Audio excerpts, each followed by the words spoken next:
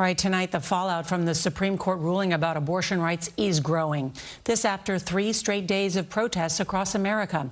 The ruling has left some legal confusion. There's also a surge in demand for over-the-counter emergency contraceptive pills, forcing retailers like Walmart and CVS now to limit purchases. Here's CBS's Jan Crawford. From New York to Los Angeles, protesters took to the streets,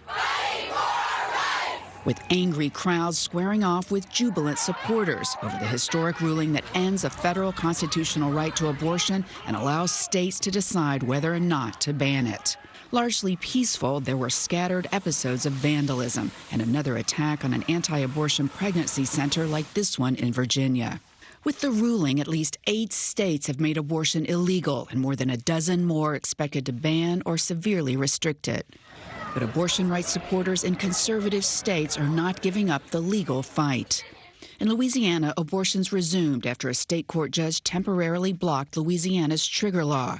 In others, abortion rights groups are arguing their state constitutions give more protections than the federal constitution and contain a right to an abortion. Carrie Galloway, Planned Parenthood, Utah. A woman no longer has bodily autonomy to make decisions about her reproductive health care. The state politicians have that authority over her body. And that doesn't jive with the Utah Constitution. Abortion rights opponents, having triumphed in a 49-year battle to overturn Roe, also are looking to what's next.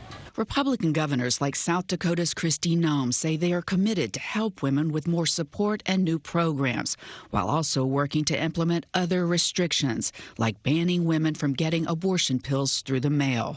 In South Dakota, we've already had a bill pass that said on telemedicine abortions that we don't believe it should be available because it is a dangerous situation for those individuals without being medically supervised by a physician. Vice President Harris said the White House will fight those efforts. We will do everything within our power as an administration through the executive branch to ensure that women have access to the medication they need.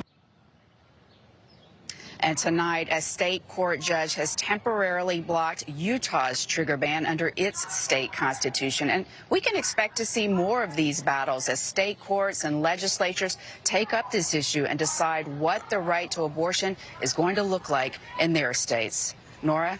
The fight's not over. Jan Crawford, thank you very much.